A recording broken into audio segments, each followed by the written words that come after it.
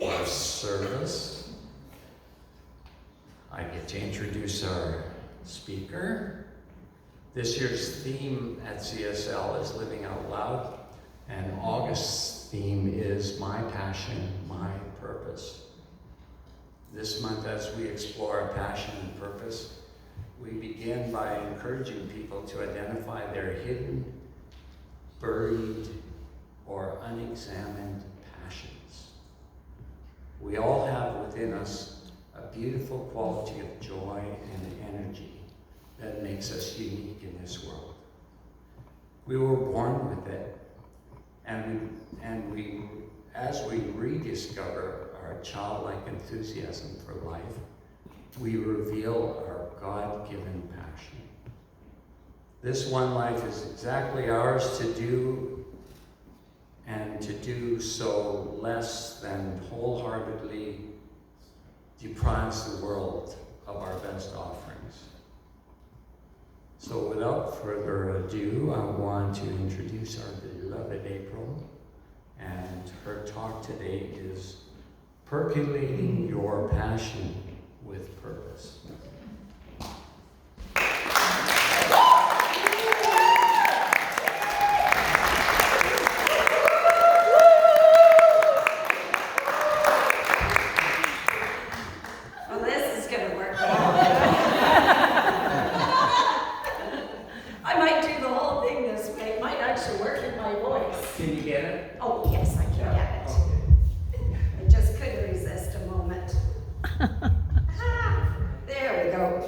Everyone knows I am not really good with stands. Taking them or using them. I'm too fluid. Good morning, everybody. Good morning.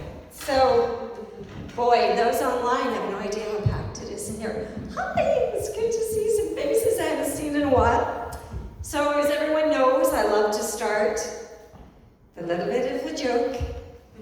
Not intended to be taken personally or any other way. So actually, as Peter so well mentioned, I'm teaching a course called Fall in Love with Your Money. And it's based on a book by Ken Honda. So I went in to look through the book and was kind of searching around and couldn't quite find the section. So I noticed a worker at the bookstore, and I went up to her and I said, "Hi," I said, "Can you help me find the self-help section?" And she smiled, looked at me, and she goes, "Well, that kind of defeats the purpose, wouldn't it?"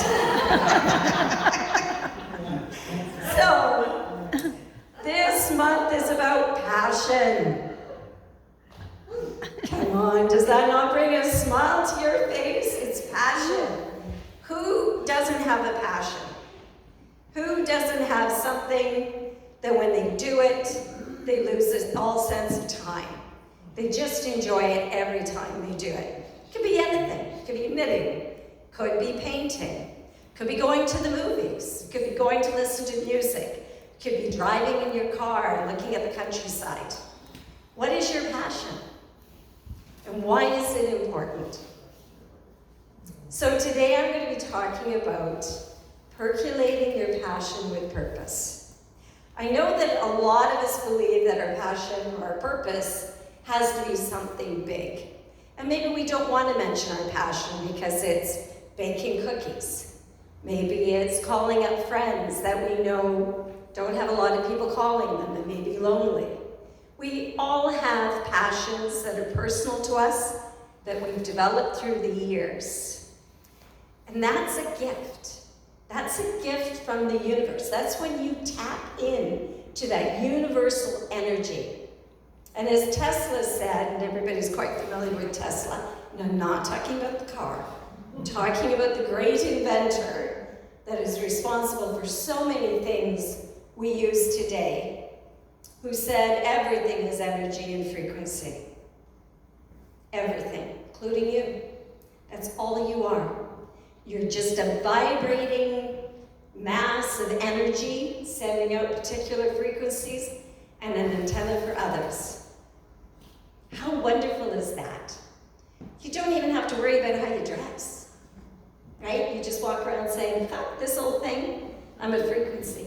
That's what I'm wearing today. I'm wearing the frequency of joy, passion, purpose, right? How much fun would that be? Instead of what we usually say, well, this old thing, yeah, I got it on sale. I paid 25 cents for it at a garage sale. I don't know why we do that, but we do that. So what is your passion? Just take a moment and think about it. What brings a smile to your face? It can be anything. It could be floating at Grand Beach. It could be wiggling your toes in the sand. What is it that makes you forget about time and where you are? You just are. Is it walking in the woods? I know we always worry, or some of us do, I shouldn't say we, that's projecting. I know people worry a lot of the time when we talk about purpose. Because people are like, what is my purpose? I don't know my purpose. Oh my gosh, she's gonna ask me my purpose again. I don't want to take this class. Purpose is gonna come up. And I have no idea what my purpose is. I'm just moving through this world, and there she goes, purpose question. Don't we sometimes think that purposes have to be grandiose? I'm here to save the world. I'm here to be the best spiritual leader that has ever been. I am here to write a book, write a song, coach the Jets. We always think we have to have these grandiose purposes. That's not it at all. That's not it at all. Our purpose can be joy. That personally is what I think mine is. I have two, teaching and joy. Every time I'm around, the thing that gives me my sense of purpose is when I can think of something joyful to do. Something I can be joyful for myself, joyful for others. My yard. I'm sure Peter agrees with this. You plant these plants. Yes, you love them. Yes, it's joyful. But the purpose is that others walking by enjoy it too. That you get those smiles from the neighbors that say, I just love walking by your place. It's just so happy. It looks like this, it looks like that. That is your purpose and your passion coming together. That is your passion percolating up, or your purpose percolating up through your passion. So we're going to go over 3 things today. Focus on new things, feel it, and focus brings feeling, ideas, and start to form. That made no sense because these were written for me and not for you. So I'm going to go back. What we're going to do is we're going to talk about feelings. What it feels like when we're in our passion. What it feels like when we're moving through those things. Number 2, we're going to, how can we make that grow? How can we get inspired by those feelings? And number 3 will be how to take it out and how that brings purpose to your passion. So that was a little more clarity. Hopefully by the end you won't be as confused. There's a wonderful quote by Ernest Jones that says, you are a spontaneous, self-choosing center in life. In the great drama of being, the great joy of becoming, the certainty of external expansion. It's a lot of words. So let's dissect this. You are the spontaneous, self-choosing center in life. That's all you do all day. You just choose. I'm going to wear these pants. I'm going to wear those shoes. I'm going to drink this cup of coffee. I'm going to walk down this walk. I'm going to get in the car. I'm going to take that route. You're choosing all day long, right? How many of you actually think about your choices? How many of you wake up and literally sit there and plan what you're going to do that day? And I'm not talking general plans. I mean, before I get out of bed, I'm going to pick the best outfit ever that makes me feel fantastic. And then I'm going to get up and I'm going to eat or drink something that brings me joy. Yeah, that's what I'm going to do. And then I might meditate. on joyful things. And then I've got to think about who I'm going to be when I walk out the door. Am I going to be a joyful person?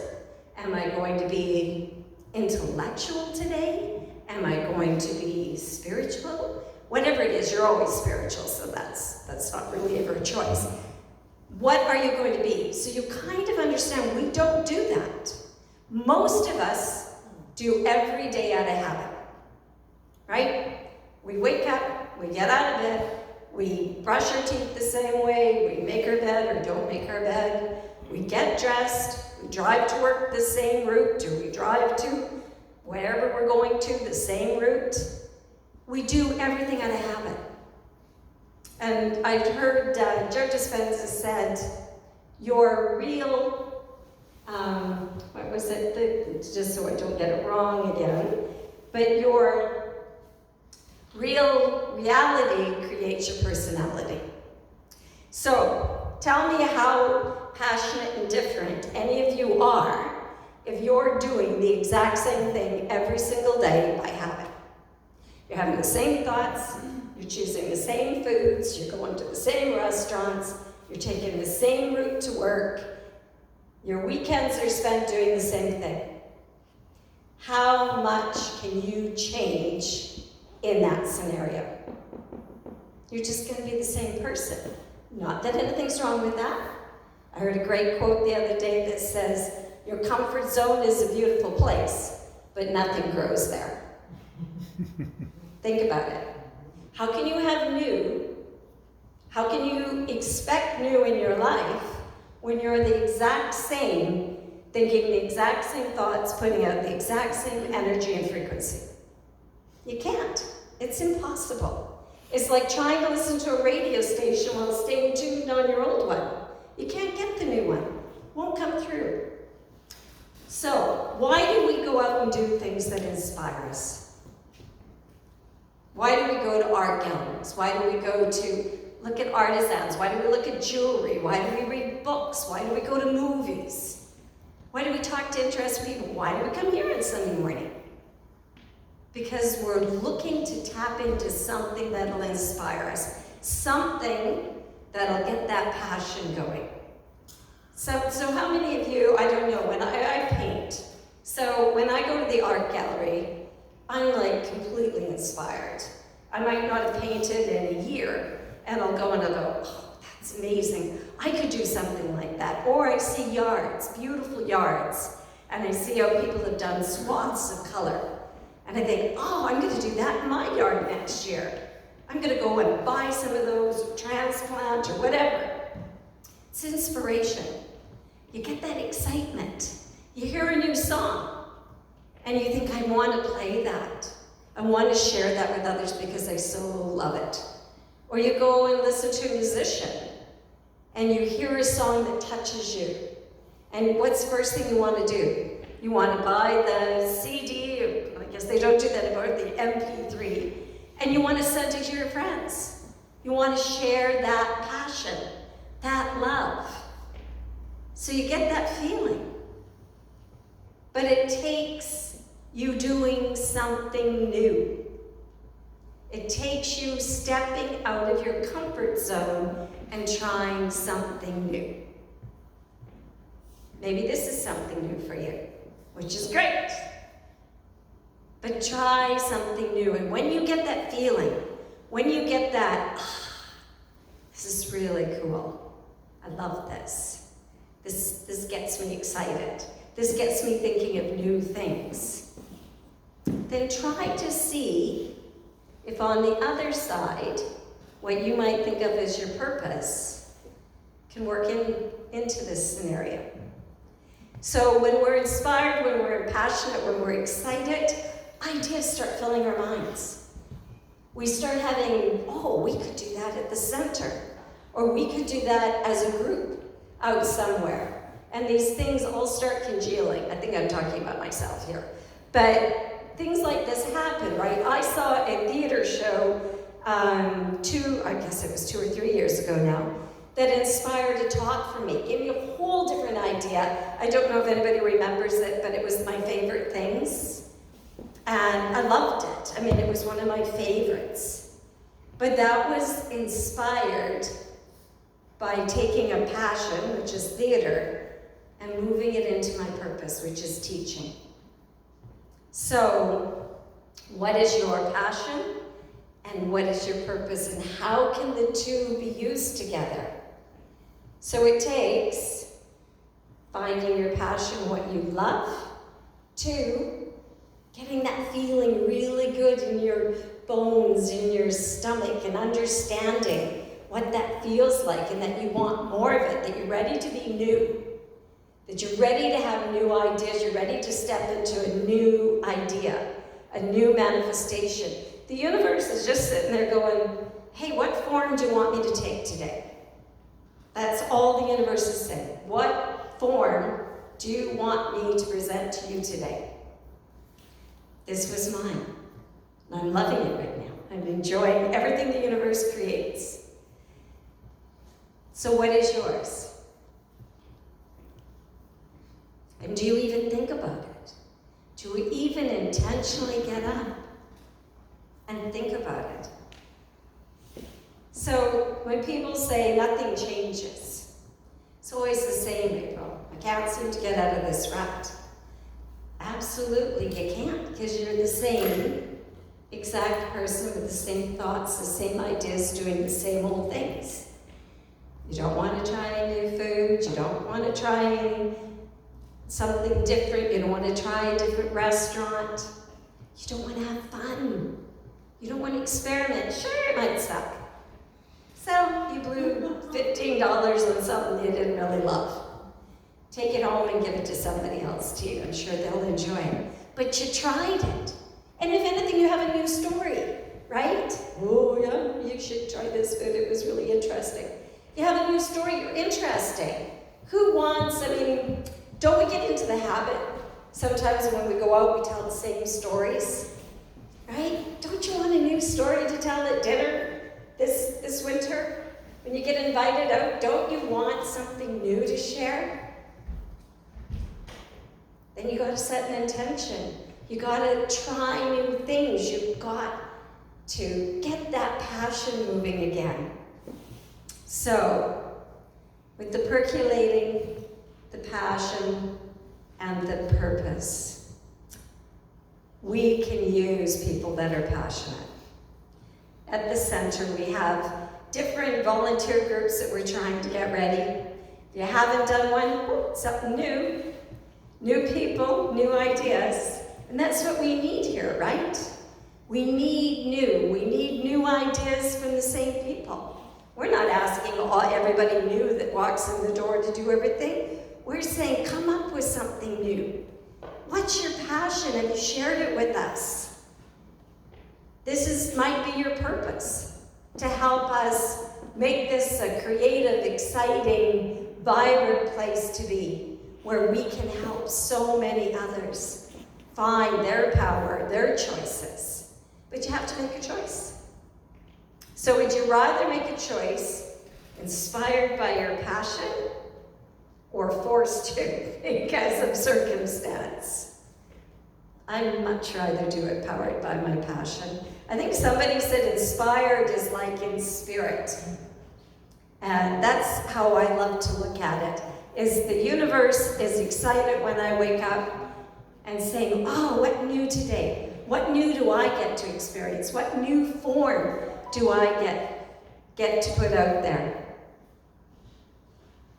So what is going to be your new form? What is your new purpose? How can we make this work for everyone? How can we get you out of your comfort zone and start growing? Something to think about today, something to ponder. So I mentioned earlier that Tesla said about us being energy, vibration, and frequency. What are you vibrating? What frequency are you sending out? What energy do you bring to the room? Do you think about that before you go in someplace? What energy am I bringing into this room? Because that's your responsibility. So think about it how you do it unintentionally. right? And we've all met those people. You know, we've invited them for dinner, and they're sitting there like, they're not saying anything, and they're not joining in, and you're like spending all your time trying to get them to share or talk or asking them, hey, what's the matter? Is something the matter? I think something's the matter, because you're like not saying anything. And it brings the whole thing, it can at times, bring the whole dinner party down. And they didn't intend that, it wasn't their plan, but they didn't realize their energy. They didn't realize their frequency and that they were having dinner with a whole bunch of people with antennas going. And it's worse if you're really good with your antenna, you can feel it in a theater. You can like, oh, that person really shouldn't be at this movie. They're not going to enjoy it, I can tell that right now. So, do you ever have that? Have you ever had that where you come in and somebody's energy is just, So if they did things with passion and purpose, if they set their intention from being inspired and uplifted and excited, do you think they'd be sitting there like that? No, they wouldn't be. They would have made a choice. They would have had things new to share. They would have had passions that are percolated with their purpose. I mentioned earlier that sometimes we think our purpose has to be a big thing. More times than not, your purpose is to spread joy, spread love, teach, share, be spontaneous. There's a multitude of things that could be your purpose. Don't get honed down or pushed down by what's happening in this world and that you feel you don't have an effect. And I love the quote, and I can't remember who it's by, but it was that the world has lots of people concerned about the big things. And there are people that could be your purpose. World peace, solving hunger, helping immigration, whatever it is, that could be yours. But if it's not, there's also this wonderful thing. The world needs happy people. Happy, enlightened, knowing, creative people who have their power and are using it. That is one of the most amazing things. I had a stepfather who was a politician, and he used to mention to me the varying degrees of people protesting or writing letters, etc., and what that meant to, as he was a member of parliament. And so for every person that walked in a protest, it represented 100 people that felt that way but never went. If someone wrote you a letter, it represented 50 people that might feel that way but didn't write a letter. So you're never just one. You're never just one person protesting. You're never just one person writing a letter. So what is interesting about this idea for me is when I was reading in the spiritual teachings, they were saying it only takes 3% of a population to change the consciousness of the whole country or of the area. So you think about that. If we have this group all passionate with a purpose, setting their intentions every single day to be new and to bring new ideas and to bring new intentions and create new forms. And you talk to 2 people and they talk to 2 people. We're going to be at 3% in no time. We're going to be 3% in the New Thought community. We're going to be 3% in the city of Winnipeg. We're going to be 3% Manitoba, Canada, and so forth. That's change. That's thousands walking with you. And that's the change in consciousness. It's not a physical form. It's what consciousness does. It is something that you cannot help spreading, that you cannot help move into the ether and other people pick it up across the world. Right? Thought we had. That's why things come up, songs come up at the same time, paintings come up at the same time, inventions come up all around the world at the same time. It's not because people are stealing. It's because people are going into that collective consciousness and drawing in. So what are you putting there? And what are you going to put there? And are we going to benefit? Or who's going to benefit? Even if it's just for you. Even if it's just for your own personal joy. I remember in university I was a poli-sci major with a theology minor and a sociology minor. I was not fun at a party. They say, don't talk politics or religion, that's all I could talk. And after a while, when I didn't do the political route, which was my passion, still is to a certain extent, and I started to look at other things, my spirituality being one of them, and I realized that theology was my passion. I took it because I loved it. I loved learning about all the faiths of the world. I loved learning about how they were all strangely common, and they all had the same stories and parables, etc. And then I started to realize I loved it because it showed how much we're all the same. We all come from different faiths. And yet, we have a commonality. We have a passion to learn about science, about spirit, and about each other. So, I managed to get my passion and percolate it with my purpose, which is joy. So my intention is never to lecture, never to have things heavy up here. It is always that you leave more joyful than when I started talking, hopefully. And then I get to do my passion and my purpose. So I cannot wait, and I mean this sincerely, for you to come up to me and say, April, I created this. And which is amazing because this was my purpose. And I got to do the things together. I got to put in a beautiful garden, and I got to experience love. I got to paint this beautiful picture, and I got to experience compassion. Whatever it is, it's all perfect. It's all perfect. So on the final note, before getting out of bed, practice mindfulness and gratitude. Mindfulness means just take a couple of moments. Say, what is it I want to bring to this day? What energy? What frequency? What do I want to be? What form do I want the universe to take today for me? And gratitude. Gratitude's that greaser. It makes everything flow easier. It makes every manifestation happen faster. Before you get out of bed, thank the universe for already creating that form. Dress like that form, that manifestation has already taken place. Use your money like that manifestation has already taken place. Talk to people like it's already. How does a person that has manifested this thing that they just thought of 20 minutes ago, how do they move through this day? Be new in everything and see what occurs. Notice your early morning thoughts. Feel how wonderful it is to have a nice bed, a body, a roof over your head.